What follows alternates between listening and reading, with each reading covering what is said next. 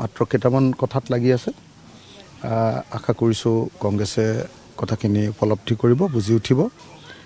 মাত্ৰ কেইটামান খুব ভাইটেল পইণ্ট আছে আমাৰ, যিকেইটা ভাইটেল পইণ্ট মীমাংসা নকৰাকৈ আমি একলগ হ'বলৈ গ'লে আমাৰ দলেই ভাগি যাব, আমাৰ দলেই নাথাকিব।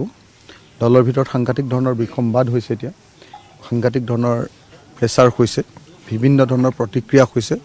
কাৰণ আমাৰ 66টা সমষ্টিত খেলিবৰ কাৰণে মানুহবিলাকে এপ্লিকেশ্যন দিছিলে আৰু সেই তাৰ পৰা গৈ এতিয়া যিহেতু 15টাত খেলিছোঁ, 15টাত খেলাৰহে সিদ্ধান্ত হৈছে।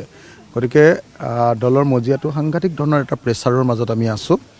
মই আশা কৰিম যে কংগ্ৰেছে কথাটো বুজি পাব, যিহেতু কংগ্ৰেছে 100টা সমষ্টিত, যোৱাবাৰতো তেওঁলোকে 95ত খেলিছিলে, এইবাৰ আৰু 5টা পালে তেওঁলোকে 100টা সমষ্টিত খেলিব। গতিকে আমি আশা কৰিম যে আমাৰ যি 15টা সমষ্টি, এই 15টা সমষ্টি তেওঁলোকে খুব আগ্ৰহেৰে সৈতে, সদিচ্ছাৰে সৈতে আমাক এৰি দিব। মানে আমাৰ পিনৰ পৰা যিকেইটা কথা কৈছোঁ, সেই কথাকেইটাৰ মীমাংসা হ'লে ডেফিনেটলি কম্প্ৰমাইজ হ'ব। মানে আমাৰ পিনৰ পৰা যিখিনি কথা কৈছোঁ, সেই কথাখিনি যদি হৈ যায়, তেতিয়াহ'লে ডেফিনেটলি কম্প্ৰমাইজ হ'ব। কম্প্ৰমাইজ নোহোৱা কথাত না, আমি 15খন চিটেই আমি ল'বৰ কাৰণে লাগি আছোঁ।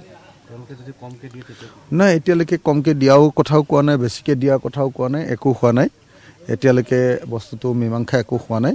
গতিকে আগতে মই কমেণ্ট কৰাটো সম্ভৱপৰ নহয়। মানে মই এফালেও টিকি থাকিব পৰা অৱস্থাত নাই। ইফালে প্ৰেছাৰ দিছে, সিফালে প্ৰেছাৰ দিছে। আমাৰ দলৰ মানুহবিলাকে কৈছে এইটো নহ'লে আমি একদম নহ'ব। ইফালে কংগ্ৰেছে দৃঢ় হৈ আছে। পৰিস্থিতি অলপ জটিল আৰু এইটোৱে।